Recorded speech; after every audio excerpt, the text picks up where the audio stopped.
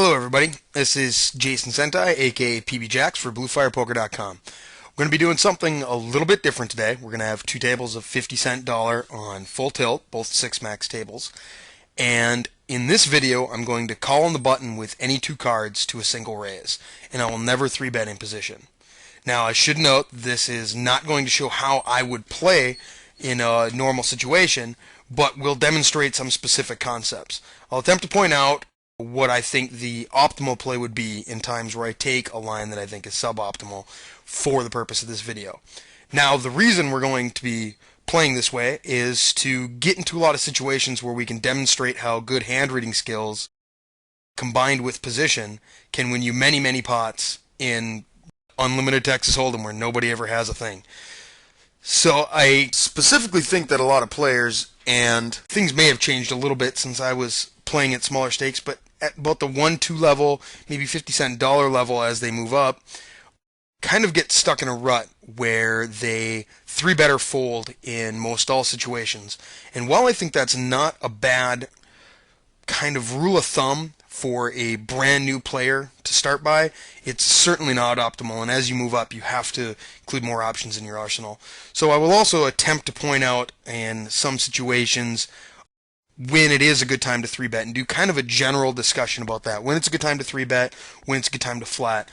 I can hopefully go into that further in future videos as well. So we will start it up here. As you can see on the left table, it is a deep table. The only reason I am playing that one is because all I did here, I don't know any of these players. I just opened two tables that, I'll pause this here for a second, two tables that appear to have mostly full stacks. When you have shorter stacks, this strategy isn't going to work too well. When there's a player on your left with 20 big blinds or something like that, and it doesn't give me the options to flat a wide range on the button because they can reshove over me very often and I am forced to fold. So we will continue on. I obviously open kings on the button here. It's a great way to start. And of course I'll fire this flop. Standard continuation bet. Once he calls, I think we can assume he either has a draw or some kind of weakish one-pair hand. I think most likely one-pair hands, although with his speed, draws are certainly possible. Now let's pause on this river. This river is actually pretty interesting. After he quickly calls the turn as well, I think the possibility of him having draws is substantially less than some kind of one-pair, top pair, middle pair type hand. The reason being is, of course, some portion of the time he's going to be raising his draws either on the flop or turn, specifically on the flop. Even though I don't know a lot about this player, it's pretty standard nowadays to do so. And also, with the speed that he called the turn, now, people do peel quickly with draws very oftentimes in the flop, but on that turn, once again, I bet very quickly. I didn't give him a lot of time to think about what he was going to do. And the 5 doesn't change the board all that much.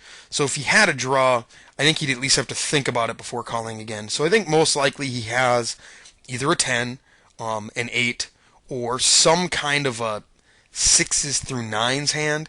He may even have something like 6-8 or 7-8 that, picked up a bit of a draw on the turn, or a pair and a flush draw. So when we come down to that then, we get to this river, and it's pretty nasty river for us. A lot of times he does have a 10 here, by the way he called so quickly. I would expect him to think a little bit before checking the river if he had a 10, but not everybody does that. Very oftentimes people will see, oh, wow, I hit gin, just snap check, just so they're not giving anything away. I don't really think he's thinking that level, so I'm gonna use that to make me slightly more likely to err on the side of betting here for value with my kings. He also can have something like jacks, although I think they very often re-raise pre-flop. I don't know a lot about his play. So we could have jacks or queens, or I guess aces for that matter here as well. Either way, this is very close, and I believe I bank quite a bit before making a decision as to whether or not to bet. It generally seems like, hey, overpaired to the board, bet, bet, bet. But I definitely think it's worth putting some thought into. What I settle on is making a bet of about $25, and it's a pretty small bet. It's just over half pot.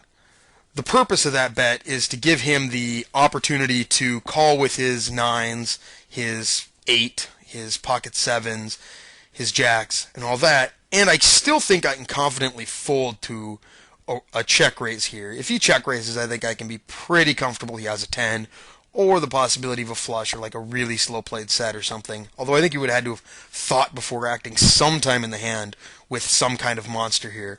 So I do decide to go ahead and make that bet. Now, would he end up with some of those hands still pay off, like, say, a $35 bet? Maybe. I don't know that for sure, but I think making this bet a little bit smaller skews his calling range a little more in my favor. So he'll call with some of those weaker hands, and also doesn't put me in quite a tricky spot as if I bet, like $40 and he raises me, check raises for what's effectively less than a min raise.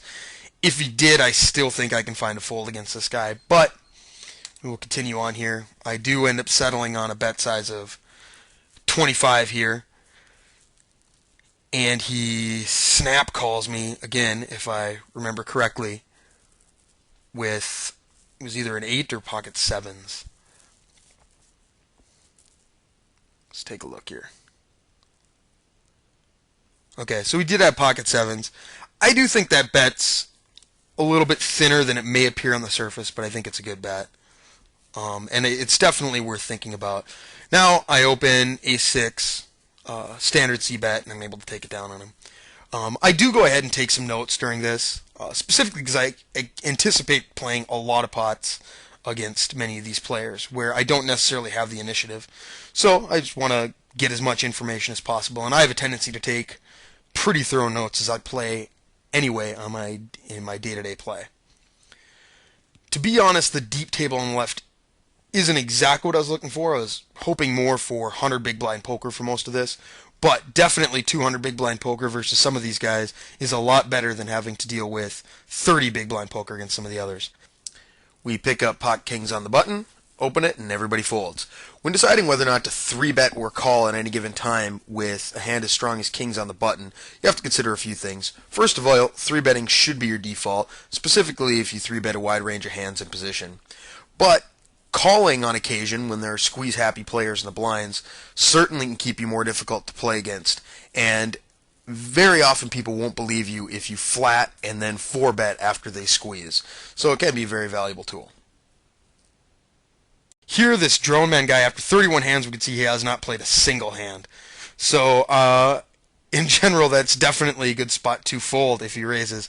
But, as this is, I will also, if I'm completing the action against one player in position, I will also call any 2 cards. This is specifically supposed to be I'll call any 2 cards on the button, but it also I will also do it anytime I'm closing the action in position. So, one thing that's somewhat beneficial to me doing this video at 50-cent dollar as opposed to higher stakes is that there's going to be far less squeezing. Now, calling with a wide range on the button as opposed to 3-betting is not necessarily an easy thing to do at higher stakes where the players are generally going to be more aggressive, specifically pre-flop. That is something you absolutely have to be paying attention to in the blinds when deciding what your 3-betting range is going to be on the button or with any specific hand. If you end up having some very squeeze-happy players in the blinds, you should be much more likely to 3-bet with some of those mediocre hands that you want to see, or that you're willing to play in position because they're going to squeeze. And at the same time, here, I'm going to pause this while I finish this thought. It's also a spot where you certainly should mix in some very good hands into your calling range on the button. If you are specifically calling with only pocket pairs, the occasional suited connectors, and then 10-jack type hands, then it's going to be very easy for the good players in the blinds to realize that they can squeeze you with reckless abandon because you never have a hand you can really fight back at them with. They never have to worry about you slow playing a big hand. It also protects your ability to float a lot of flops with next to nothing when you're just playing in position against the single raiser if you didn't get squeezed. Because sometimes if you can have aces or kings and you're calling on the jack high dry flop, and then you go ahead and bet the turn when he checks to you, your range consists of more than just the top pair type hands, sets, and complete air. Now you also can have, aces, kings, possibly even ace king, all these other things, and it just makes you much more difficult to read.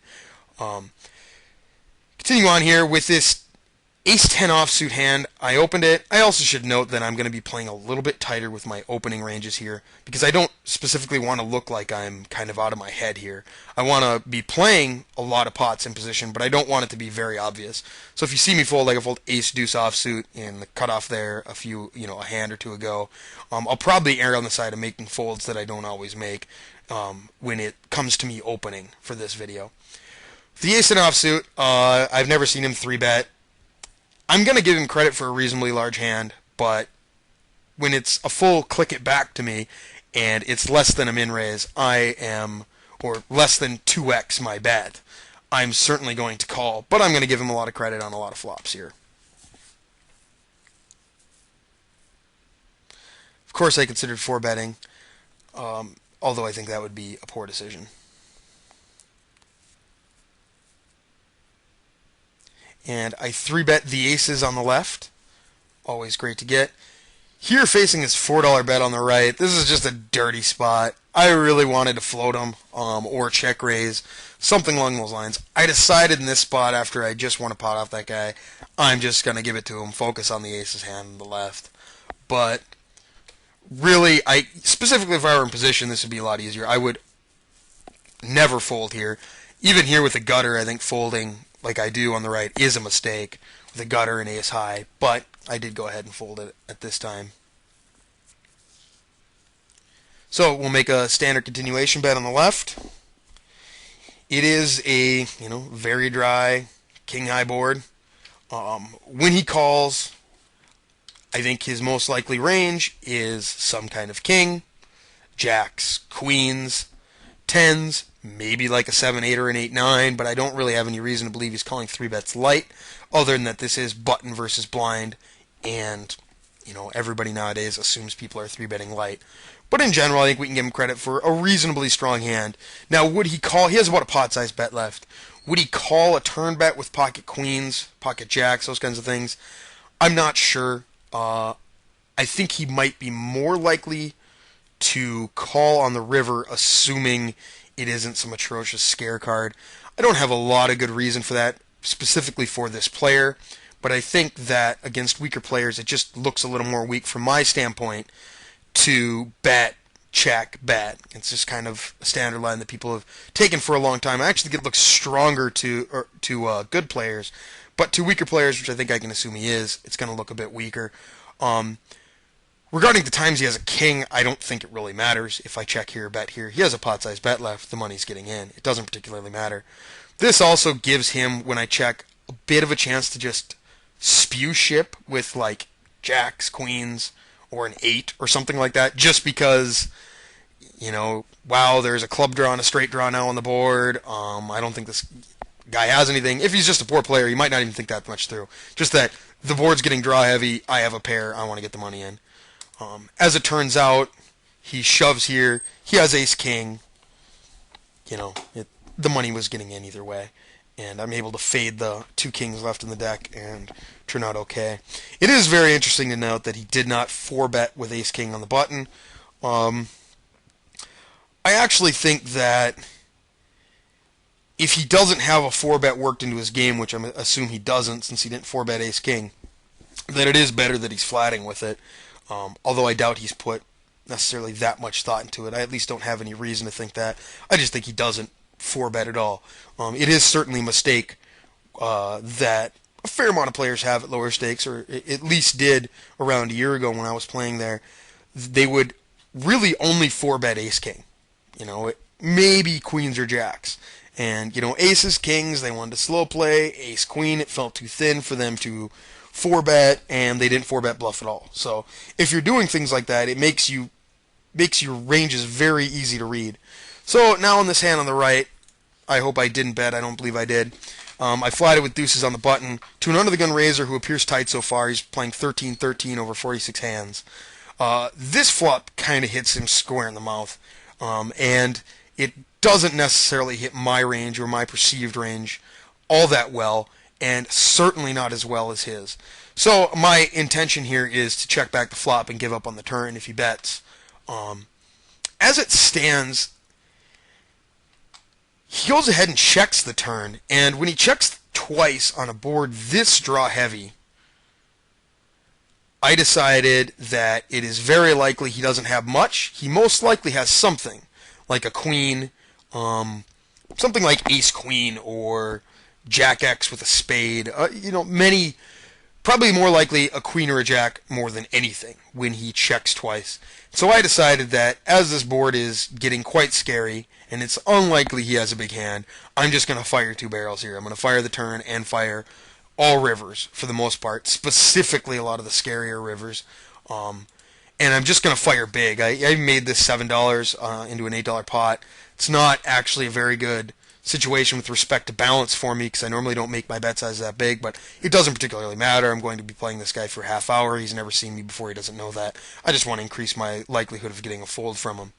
He ends up doing something a little weird here. I fully intended on firing this river, probably something like $20. I might have even overbet, but he mashed the pot button and let into me, so I'm just going to give it to him. That looks like he either slow played something very big, like pocket queens, or king queen, something along those lines, or ace king even, or he had like a 10 jack, maybe with a spade, and when he rivered the straight, he decided he better lead out because the board got scared and I may not bet it for him.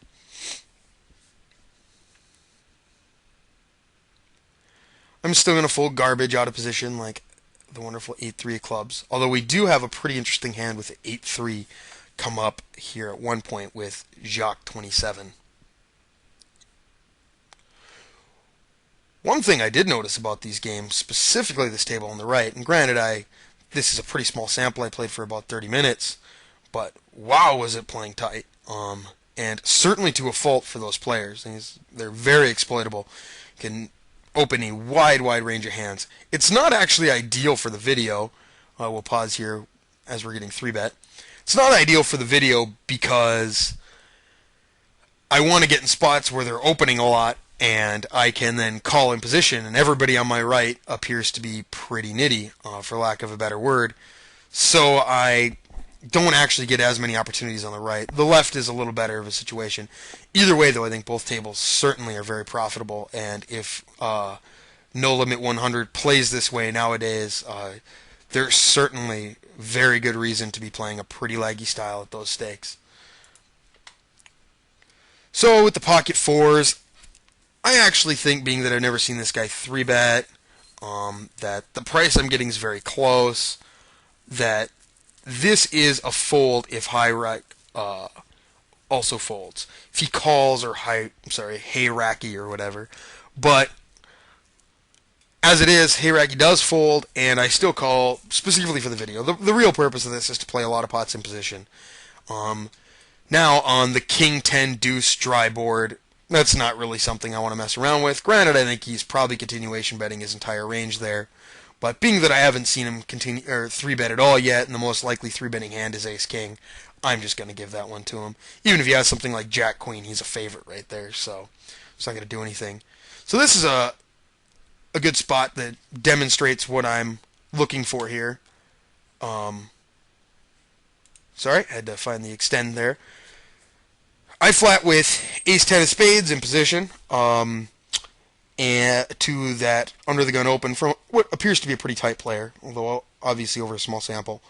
When he checks this 5-6 deuce two-tone board, the vast majority of the time against most players, it's him giving up. Now some very good players make sure they incorporate some check calls and check raises into their range when they check, but most players, specifically at these stakes, that is not the case. It's just a board that really, that range is perceived to, hit me very hard, and most likely didn't hit him all that hard, being that most of his opening hands from under the gun are going to be big cards, two large broadways. Granted, he's going to have some smaller pairs and big pairs as well, but I actually think he's going to c-bet most of the time with a set or with a big pair here, because it's the kind of board he thinks hit me. So he's going to want to bet when he has a hand he's very comfortable with. So when he checks, I think he's giving up, and I just go ahead and make a bet and take it down. It's also the kind of board that if he check calls, it's very likely he has something like 6x, 5x, a pair of 7s, a pair of 8s, that kind of thing, sometimes even like ace-king, and there's going to be a lot of cards I can double or triple barrel him on. So I certainly think betting there is profitable, especially if you intend to follow through on later streets if times seem appropriate.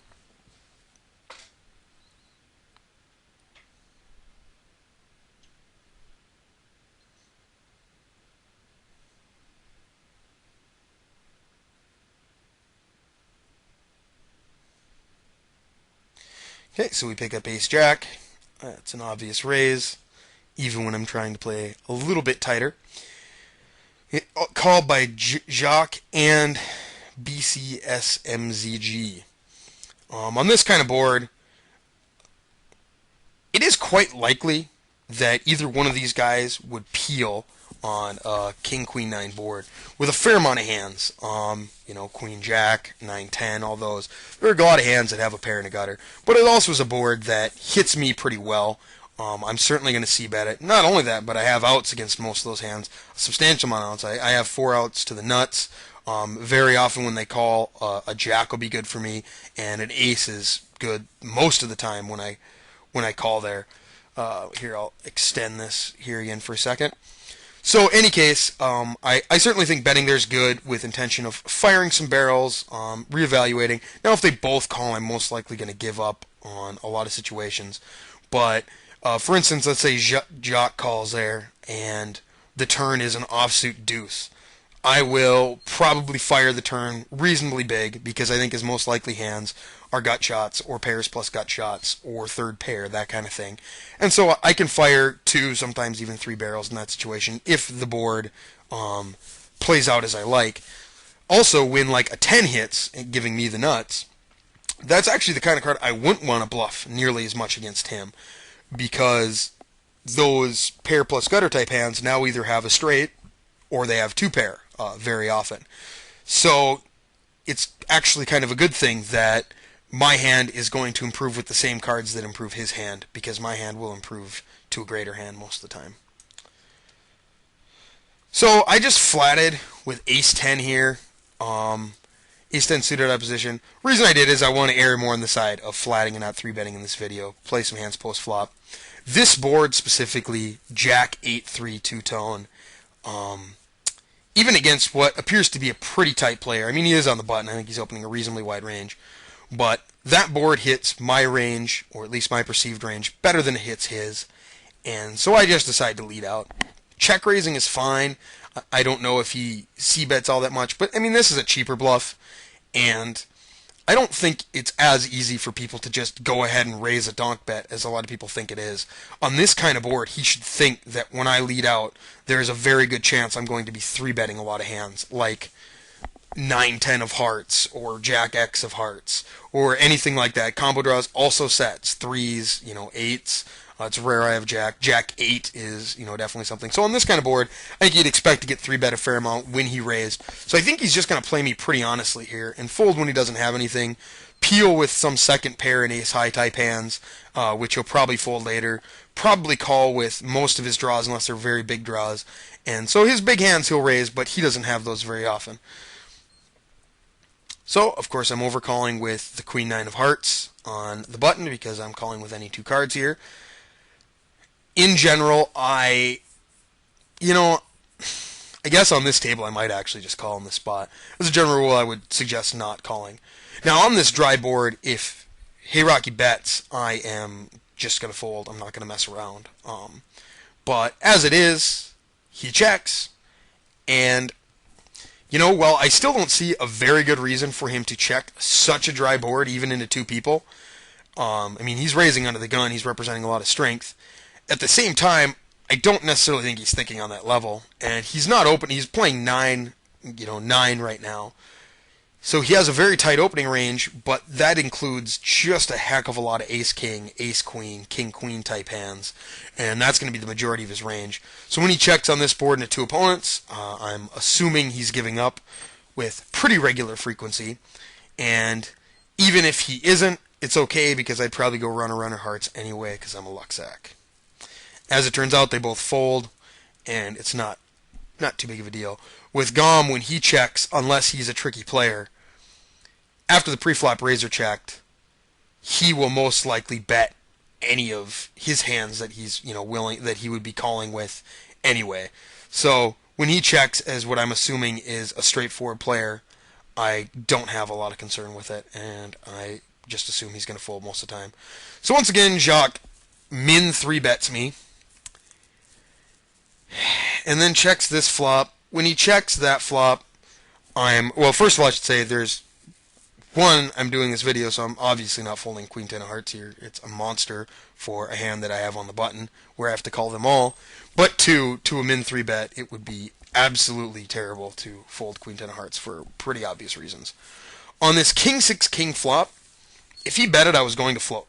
I think that he would bet this flop with the majority of his range that he 3-bet with, and that definitely includes all of his bluffs. I think he should be, and most likely will be, betting with all of his bluffs, his ace-high type hands, his whatever, pocket fours, whatever he's min 3-betting. I'm not even sure, Jack 10, all that. And so I would peel this flop. It makes it even a little easier when you have a backdoor heart draw, because the turn can give you, the turn can be a fair amount of cards, backdoor heart draw and backdoor straight draw, a good amount of cards that I can put a lot of pressure on him with and get away with it because I have so many outs. But I certainly would have floated. As it stands when he checks, I'm going to at least assume he's somewhat reasonable, and it's more likely a queen's hand, a jack's hand, pocket tens, something like that, and he certainly isn't planning on check folding. He also could be slow playing 3 kings here. I will fold jack 10 suited to this under the gun raiser out of position. So the turn card is a great card for us. Now we have a gut shot and a flush draw. When he only bet 5, I didn't believe at all that he was betting 5 with the intention of folding on that turn. I still believe he has some kind of queens type hand or something, maybe even a king, and I don't think he's betting 5 and betting such a small bet planning to just fold to the turn. So I decide to peel, because since he could have a king a fair amount, it would really be unfortunate to raise my large draw there and then have him 3-bet and I'll need to fold. So as it turns out, I do hit my backdoor flush. He leads for 8. When he leads for 8 on this river, now his range is very polarized between, a monster like 3 kings or, pocket 6s, and then some kind of pocket jacks hand, pocket 10s, something pretty weak. Maybe even just 1-6, or 6-7, which is still just, kings and 7s. But of course I'm going to raise with a flush, and he folds. And we'll give him the old smiley face as a bit of a needle, I guess. Ace-4 to an under-the-gun raise. Ace-4 off is almost as bad a hand as I can imagine to be calling on the button with. Ace-7, I guess, is probably slightly worse, just because of straight possibilities with Ace-4. But, purpose of this video, I'm certainly going to call. I make no bones about it, I think that is a fold 100% of the time. I guess occasionally you can mess around with a 3-bet. So now when they check twice here, on the 4-diamond board, I really want to bet, but what I decided is that it's quite likely that either one of them, specifically Heirake, could be checking with the intention of calling with a bare diamond, and then they would most likely bet the river, either of them, with any kind of flush. Specifically, both of them, they don't have a lot of deuces, 3s, 5s in either of their ranges. So pretty much any flush they have is one that they probably want to value bet. So I decided to check behind, and if they don't bet the river, I'm going to attempt to take it away on the river then instead. As it turns out, they do check. I decided to make a pretty big bet. Once again, this just, I know it's the concept that you hear about over and over and over again, very generically in poker books and such. But it really does display the power of position. Gosh, I absolutely hate that phrase. Alliteration for the win. But any case, we're able to pick up on so much information, throughout the entire hand, and even on the turn, we know we can make a move that they're going to give us as much information, or give us extra information on the river, so it can help us with our turn decision. If their ranges in that specific spot were, a a lone diamond that they're planning to check call with, and then air that they're planning to check fold with, maybe the occasional ace of diamonds they're planning to check raise with. If we know that those are their ranges and that they're pretty straightforward players, we can check on the turn knowing that whenever they check to us on the river, they almost always don't have a diamond. And most likely, of course, as a result, then they will fold. And if they lead to us on the river, that can include some bluffs, but they both seem pretty straightforward and like they like to give up when they miss. So if they lead, then we know most likely their turn range, the type of hand they had on the turn was the type of hand they were going to check call with. So we're able to save ourselves a bet the time we are behind, or the times they're not going to fold, I should say. I would assume we're always behind. But any case, we will continue here. When Drone Man, who's playing 4-4 over 55 hands, donks this flop, I think even though I have second pair and I absolutely love calling, when he donks into two players on this dry board, I think I'm absolutely crushed. I mean, I think his most likely hand is a 9. Considering he's raising so little, he could even have 10s plus. He could have a set. He definitely has a very strong range here. Also, the pre-flop min raiser Jacques hasn't even acted yet, so I think there's no question that folding here on the right is the correct play. Turns an ace, and Drone checks. Jacques bets. Drone check raises absolutely huge with his big hand, and Jacques snap calls with his trickily played kings. That's all around, I don't know, pretty bad. We certainly could see from Drone that he is very tight, and he's going to play his big hands just super straightforward and fast. Anybody paying attention to how this guy plays, it blows my mind that he would ever get paid off by things like pocket kings there. Because he's basically sitting on his hands, not doing anything, not playing anything, and then when he has a hand, just turns on the aggression full force, which is pretty crazy if you ask me. But it does work against pure fish, as you could see just did there. So I flatted with 9-5 offsuit on the button. Obviously not a good hand, but purpose of the video, we are definitely going to call on that Jack-8 deuce flop. If he checked me, if I felt he were more observant, I would not bet in that spot, because I would expect him pretty soon, considering I have called pre-flop in position to his raises several times and then taken the pot away later, all of which without showdown. Against somebody who I thought I could give a little more credit, I would definitely be more likely to check there with nothing, because I would think that it's got to be getting to a point where he is going to, the next time he checks, he should be more likely to have something when he checks. Because when he gets something, he wants to take the same action he did before, where I have put more, effectively then put money in the pot. And the other side of it is, if he has nothing, I think he's seen that if he checks to me, I'm just going to fire at him. So he should most likely just bet with his nothing. I actually don't think that's the case with this guy. I think he's just going to bet when he has nothing, and he is going to check, or he's going to bet when he has something, and he's going to check when he has nothing. So, as it is, he leads for pot on a pretty drivey board. It seems like a pretty simple fold. So I flat with Jack-8 of diamonds.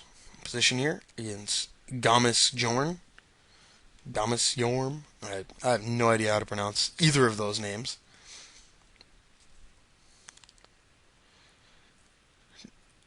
This is pretty close between checking and betting.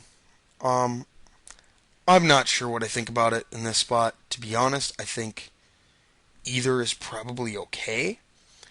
I think checking's probably slightly better. And I don't recall if I got called in both places or just one, or how this went down. Okay, we got called in just one place. I do think that, now that I think about it, I think I do like betting. Because now, when Gom checks this board, I think, once again, the same thing applies as before. It's most likely because he's giving up. This is the kind of board that hits, cold caller's ranges pretty hard. And not only that, but it's a reasonably draw-heavy board. So I think that he'd be more likely to bet it with his made hands for protection. So I think I do like the bet. As it is, we got called by Hay here. And now that he's thinking about it there, I mean, I think he most likely has two pair, or or had like Jack 10 and flopped the nuts right away. Either way, it's nothing I want to try and get him off of. Granted, that smallish bet is always very tempting to raise, but specifically against this guy who so far has pretty much shown us that he's just going to check fold when he doesn't have anything, I think my best bet is to certainly just fold when he takes a bit of a tricky line. 9-3 we will certainly fold out of position.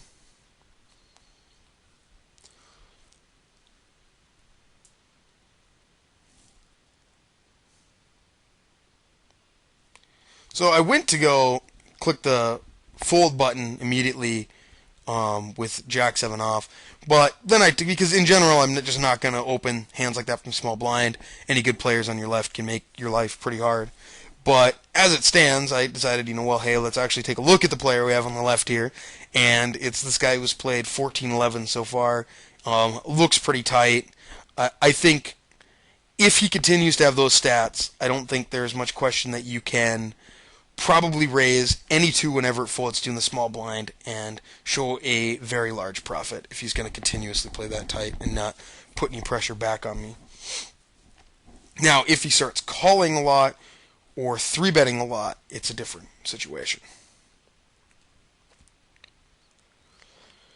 So there's a few options here when Gom leads out. You can either make a small raise or you could float. I decided to float with my gut shot. I think it's a little bit better representation of, I'm representing a wider range of hands here. Like 10s, like an 8, like a slow played 9, like draws, all that. When I raise, I kind of think I specifically look like I have a pretty big combo draw or a 9 and nothing else. So I decided to float. As it is, the ace is probably the worst card for me on the turn, I would assume. But when he doesn't barrel it, considering him and Hay here have been playing quite straightforward in a fair number of pots that we played together, when he just checks that ace, I think I have free reign just to fire a barrel on him. So BC makes what appears to be a pretty large 3-bet. And I considered 4-betting here just because that 3-bet seems so big that it just really seems to me like he wants a fold. The thing is that 4-bet could also be or that 3-bet could also be ace-king and he's just going to get it in. But he doesn't seem super comfortable about the situation. I kind of got the feeling that he was just squeezing. As it turns out, that is the case, so I'm even more likely to think that now. When Mad Maniac makes it 40, it's no-brainer fold. And BC ends up folding here. So I have 4s on the left. Get flatted by Vone.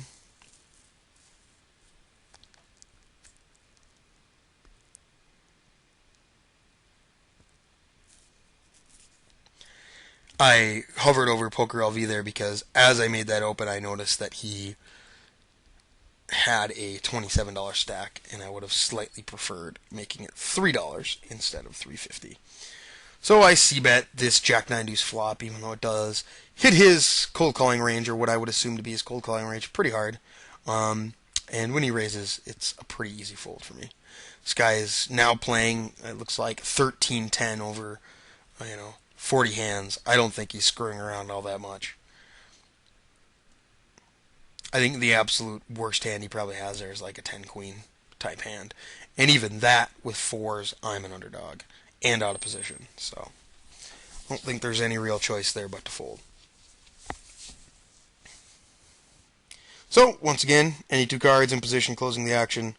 Calling with the queen deuce.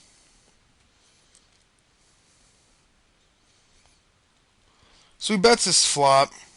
I'm not sure what I decided to do here. I think I prefer a call. Okay, and there's a lot of stuff I can rep on the turn, a lot of draws. When it's an ace and he checks, I think I like a bet against... I don't know, I think that looks pretty strong. I think it looks like 7s or 8s at the worst, and very likely an ace. That card now, well, it appears to be a pretty good card to bluff. One issue with it is that it was the backdoor flush that got there. If it was the flush draw that was on the flop, I would be more likely to bluff it. There is 4 to a straight on the board, but I just don't think he's ever folding an ace. He might fold. I think it's quite likely he'll fold when he has a bare 4, when he has pocket 6s, pocket 7s, 8s, 9s, something like that. I don't think he can fold an ace. I'm kind of assuming that because of the stakes. I don't have a lot of really good reason for that, but I think I would err on the side when you're playing lower stakes of the case that people just can't make big folds. And folding 3 aces here in a blind battle is a pretty big fold. I'm not even saying he should fold it, but in any case, I think I decide just to give up and fully expect to be losing. Yeah, I consider being a big bet, but definitely gave up. On really rare occasions, he'll have like 7-9 hearts here, and I win with my deuces, but instead he had 2 7s, and I think there's a pretty good chance he'd have folded that, but I certainly don't know that he would for sure, and I think against his range, fold is certainly, or checking behind is certainly better. So of course I'm just going to keep opening into Vaughn. I don't recall if he ever plays back at me at all, but I don't intend to back off. He's just not playing any hands. So you may as well steal that blind as much as you can. That's actually something that if you're playing at tables like these, with Mad Mania, Drone Man, this guilty guy on the right, and then on the left, players like Vaughn, I guess, hey, he's pretty tight, but not outlandishly. The real way to make money in these games, or at least the consistent way to make money, is to play a lot of hands and open a lot in late position. Also, finding good seat selection would be a very good thing. I'll actually explain this more specifically. Like this table on the right, I think I'll pause because I have ace king. Actually, I think they all fold, so it doesn't matter. This table on the right, really kind of the ideal seat I would like to have is, if we could convert BC to somebody who's kind of a big loose fish instead of 17-8, let's say he's the 42, 21 drooler at the table, which is closer to my stats, I guess, if I looked over at the left table. But if he's the big fish, I would absolutely love to have Guilty's seat, because then I get to isolate the fish who's playing way too many hands, and now I get to play way too many hands against him in position with just a slightly better range and, of course, position. And then the players on my left are going to be this Mad Guy and Drone Man who just aren't messing around at all. They're going to let me just isolate him, every single time he comes into a pot, and they're not going to do anything about it unless they have hands. So that's the ideal situation. And as another aside to it, even if it does fold to me, or BC's replaced with a standard tag or something, I can show a profit just by stealing the blinds, those guys' blinds, over and over and over again, because they're just very unlikely to ever do anything about it at all. Especially Drone Man. I would assume he's playing a good amount of tables, and he just has this tight is right strategy, and just sticks to that, and probably ekes out a pretty decent profit at these stakes.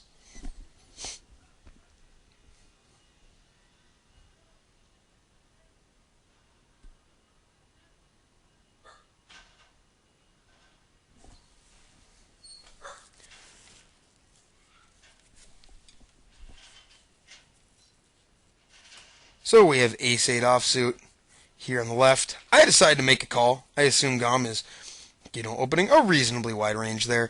I don't think this should be a standard call by any means. I think it primarily should be a fold. But I think against a player that I can outplay on a lot of flops, it's not a bad situation. And he's got to have a reasonably wide range there. I prefer a squeeze on the right here where I called 2, but I'm going to err on the side of calling. Decided to make a small check raise on the left. I don't think it necessarily has to be a big check raise, because I don't think he is necessarily that good of a player. So I don't think that I need to worry too much about the fact that I, am only repping so much for large made hands there, and there are a lot of draws too that I could be representing. I think really the key is, here I'm going to pause it being that I'm so close to raising here on the right. The key is just that it's unlikely either of us have much on that board, at least anything all that strong. I can make a smallish check raise, and even if he calls, I can barrel a lot of turns and rivers, and it's easier for me to do that when I make a smaller check raise as well.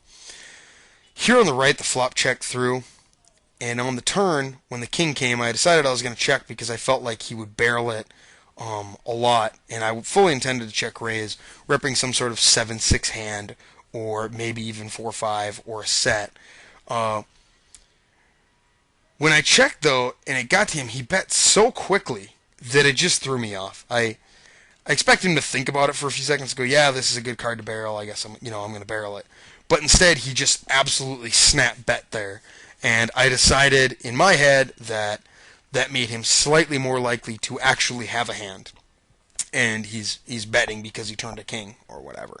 Or he slow played something like a set. So I think I decided to back off and not make the raise even though I was originally intending to.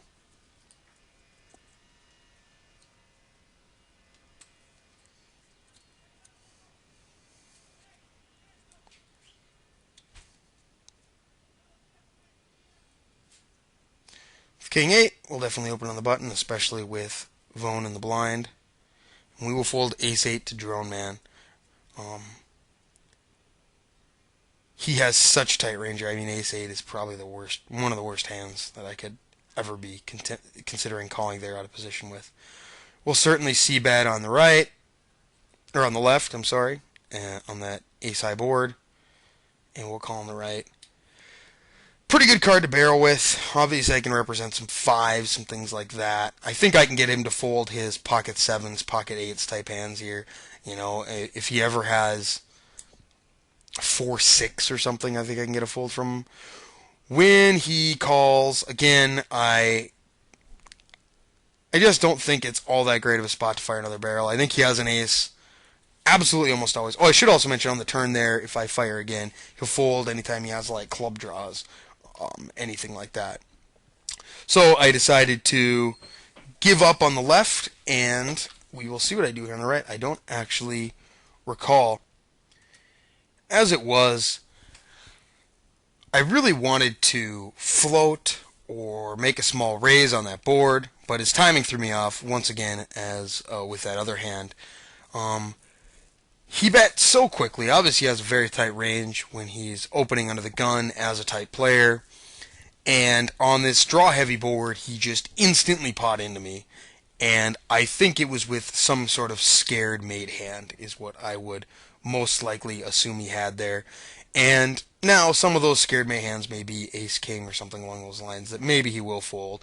But I think in general against this range, my best bet is to not mess around and just give him that pot.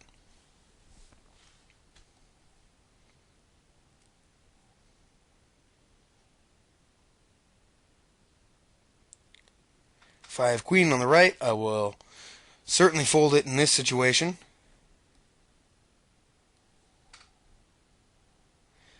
And king 5 of spades on the left also will fold, even though it is just so pretty.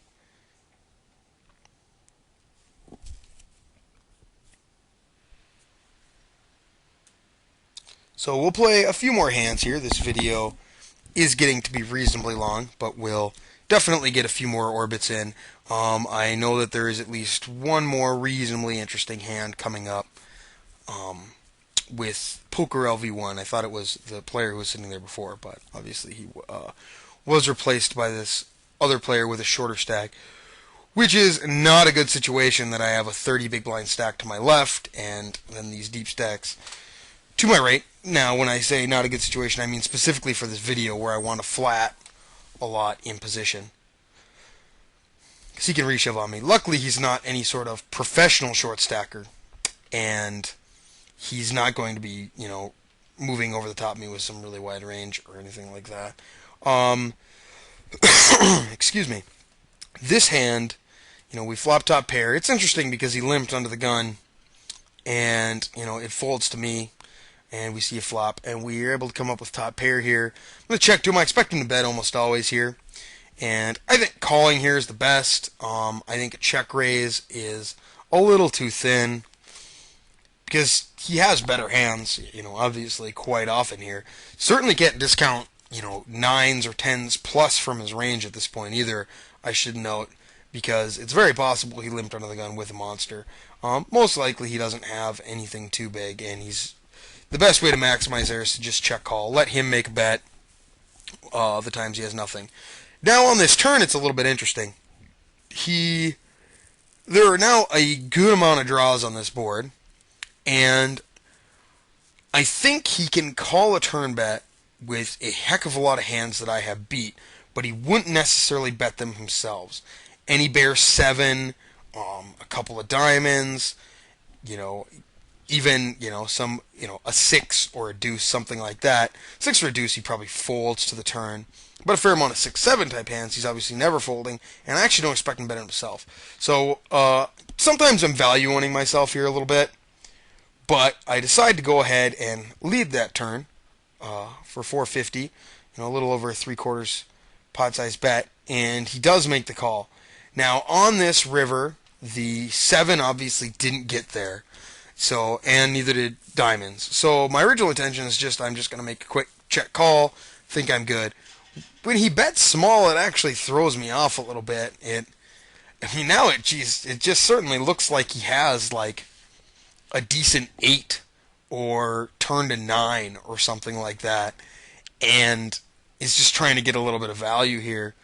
But so it actually makes it a pretty tough situation. It's just hard to imagine him completely stone cold bluffing on this board with that bet size. And obviously, the only thing I beat is a stone cold bluff. My second pair no kicker is not all that good. Obviously, I lose to any 8. And there are a lot of 2-pair hands here too now. I should note really quickly, I'll pause it just to point out that, I opened jacks here, isolated a limper, c-bet an ace-high flop, and Vone raised me on the flop.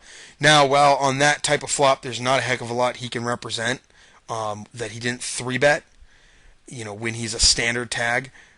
So far, I've never seen him 3-bet, so for all I know, he doesn't 3-bet his big hands at all. 2, he's not screwed around with me in the slightest. He's let me just c-bet and take down most hands. I guess he did raise me one other time earlier, but he's let me steal his blind with reckless abandonment, and he hasn't been messing around much this table at all. So I think in general it's just a good spot to give up out of position.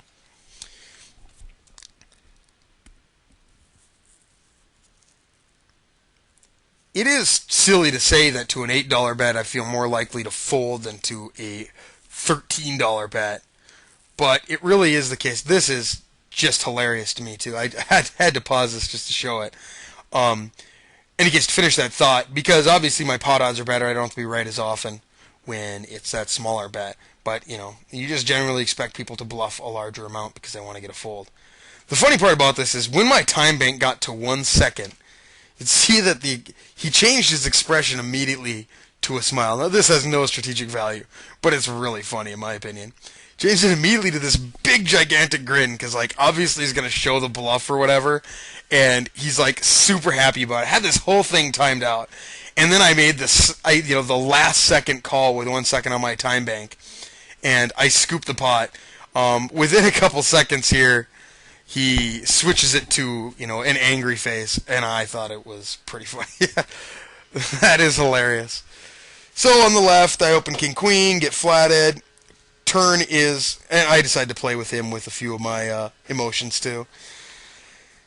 Turn's a pretty good card for me to barrel for several reasons. One, obviously, now we have a gut shot to the nuts. And 2, when he peeled with hands like pocket 8s, pocket 6s, 6-7, 5-6, all these types of hands, it is much more difficult for him now to call another barrel on the turn. My hand looks specifically like a top pair type hand. He might even fold his weaker aces here because, generally a weaker player, he's not going to be in a situation where he just wants to stack off here with ace-3 if he even called with it pre-flop. So I think it's definitely a good spot for a barrel, and if he calls, hopefully we hit our gut shot to the nuts and stack him. On the right, I make a small raise in the Drone Man C-bet. He's playing so tight, I don't really like that raise, to be honest. I actually think it should be bigger if nothing else, because since he's so tight, I don't think he's C-betting all that much with like ace-king type hands. They're not even, some air isn't even a gigantic portion of his range, let alone his betting, his pre-flop opening range, let alone his C-betting range. So I'm not necessarily a big fan of that small raise. I think it either should have been a larger raise or I should have just floated. As it turns out, the board cooperated very well for me. He certainly has very few eights in his hand, sets, full houses, all that, because this guy I don't even think is raising most suited connectors from the cutoff to begin with, let alone, one gappers and all pocket pairs or anything like that. So I think most of the time he has a hand like tens or jacks plus here, and while it's a little bit crazy to try and get somebody to fold an overpair, this sure as heck is the kind of board to do it on. And since he seems generally to have like a nitty attitude towards poker, I think that applies to post-flop as well. I think he's just going to bet with his hands that are good, and when boards get scary, he's obviously not all that creative. He's hardly playing any hands. I think he's just going to fold when the board got scary and I put some more money in. As it turns out, it worked, and we get to win another pot.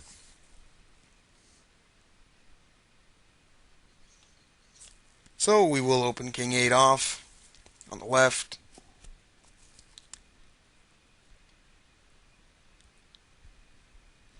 Poker LV1 still looks pretty upset. Hopefully he can win a pot and get a smiley face back on. So I take a look at everybody's playing and actually decide this is certainly a good spot to open, even though I'm erring on the side of playing a little tighter, with Viva La Bucket sitting out and him being really the only looser player at the table. So everybody I have to get through left is very tight after Duke Puppers folds.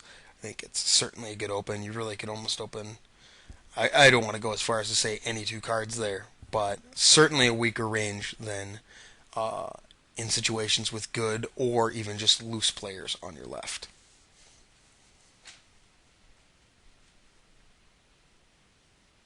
Pocket deuces. This is obviously... Actually, there's nothing too obvious about this. I should pause here. So, in general, even a couple hundred big blinds deep, I don't know, I guess you could make an argument for just calling a couple hundred big blinds deep. Against most players, I think this is just a fold. Or a 3-bet. When you're deep, it's a pretty good hand 3-bet. Because the range you're generally representing are more big cards. You will probably get a lot of folds on ace-high flops, things like that. And on flops that hit your deuces, it's pretty disguised. And, when you have a set, you usually feel like you have the nuts so you can just get the money in. And it makes it a lot easier to get the money in when you hit a big hand with deuces, 200 big blinds deep, than with ace-king. Ace-king is still a hand I'm 3-betting. Maybe a better example is king-jack of diamonds. Or king-jack offsuit's an even better example than that. It's easier to get a lot of money in post-flop when you hit your big hands. So I decided to go ahead and 3-bet him, even though he's obviously playing pretty tight. It's just a spot to get a little more involved here.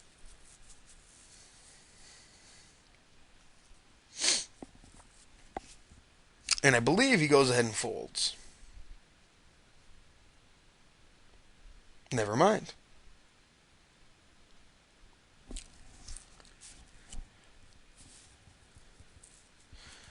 Okay, so he calls. I see a bet. It's actually not the best board in the world to see a bet. He raises, and I decide that, unfortunately, I just have to muck. It's not a spot you're overly happy with, but there aren't really a lot of good options with pocket deuces there. And I decided bet fold was my best option against him. He certainly can be raising with 7-9 or complete air there, anything like that. But in general, he seems to be pretty in line. So we're certainly going to give it to him. Even if you seem pretty out of line, there really is just not much you can do with deuces there. But once again, it kind of goes back to showing that, it is a pretty easy hand to play post flop when you do 3-bet it. So we have Queen 4 on the right. I am certainly gonna. Now I wouldn't do this all the time, especially against tight players. But in this situation, if I'm calling with it on the button, I certainly have to be floating my share of boards like King 9-9 or raising, that kind of thing. I decided a float was pretty good because I'm representing specifically a 9 or specifically a king. There are very few draws or anything else that's, calling there. Now, granted, yes, 2 7s or something like that can call. But my intention was then to bet the turn or maybe even delay float bet of the river. But as it turns out, he very quickly bets the turn again. And so basically what we have is a tight player who opened, quickly c-bet a king high flop, and quickly bet, a somewhat blank turn. I think we can give him credit for some kind of hand here and just give it right up to him. We'll fold Queen Deuce off and Jack 4 off.